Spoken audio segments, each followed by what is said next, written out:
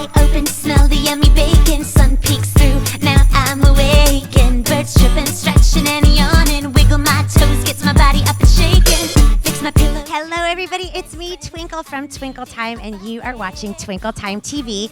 And today I want you guys to meet a very, very special friend of mine, somebody that I've looked up to throughout the years. I want everybody to meet my friend, musician, singer, songwriter, Dan Crow. Thank you, Twinkle, and I'm looking up to you now. See, I'm actually really short, and so we needed to have kind of even level, but now I'm actually taller than you. I actually love it. Good, I like that too. So we are both performing at a really cool event that I'm honored to be a part of. First Five does this awesome event called Talk, Read, and Sing Fest, and you already just finished, so tell us, how did your show go? Oh, wonderful. It was great. We have a lot, it's just, I love being part of this, and we had Kathy Flowers there. She was doing an introduction talking about literacy, and it always just, everything just kind of leads into one another, with the excitement about reading, and that's why we're here today, So it's great fun. All about the kids.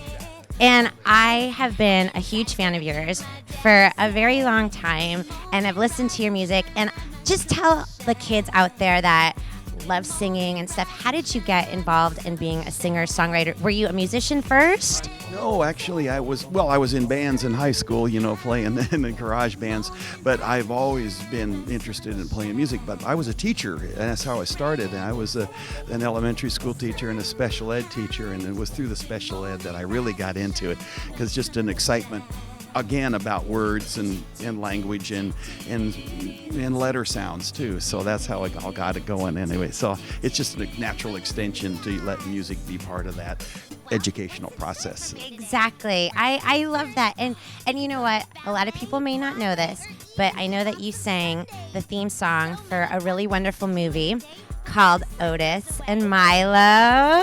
Yes. Tell us a little bit about that. Well, that was just, I was just contacted from Columbia. The film was out. It hadn't come out in the in the English-speaking countries yet. It had been out in Japan, and they wanted to do an American soundtrack. And the producers contacted me about doing this song for the movie. And it was really fun to look at it when you first saw it, because it had no music behind it. It was just narration with Dudley Moore, the great British actor.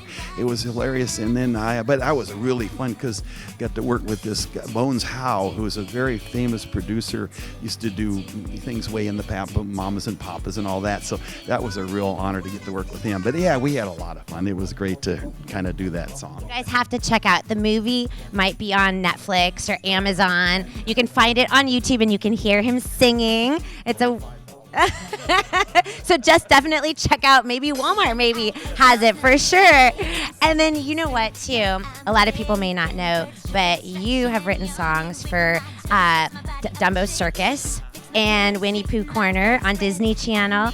Do you have a favorite song that you did for those cartoons? Dumbo Circus, that was always fun to work on those projects, because you write them for the people that do the voiceovers, the actors, the voice actors. And so I remember there was one called I Love a Circus that I just really loved to hear them sing.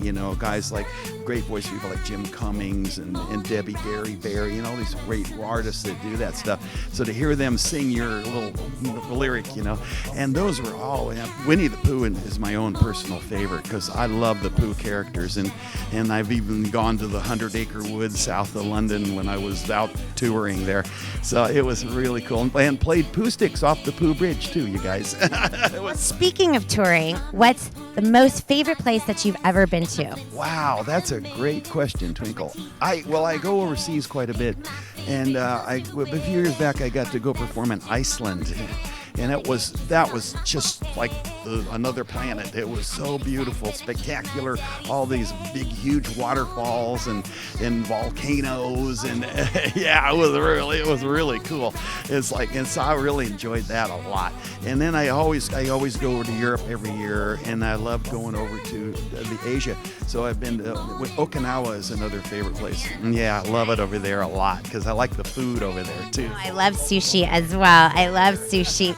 And okay, so when you're on the road, because we travel a lot doing what we do you have a favorite snack when you're on the road?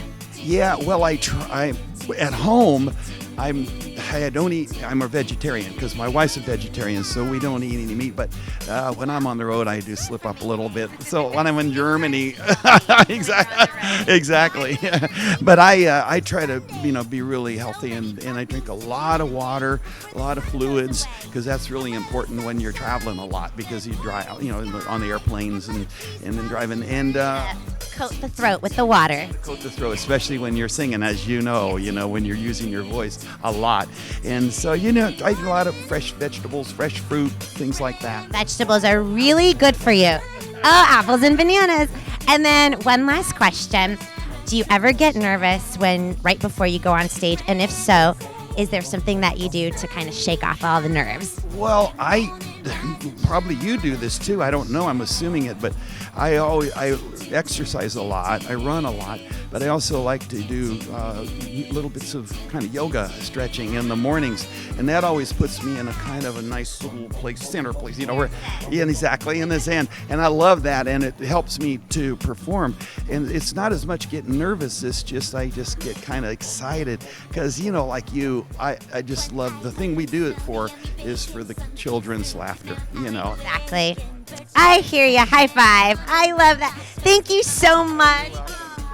That was really fun getting to know you and everybody getting to know you too.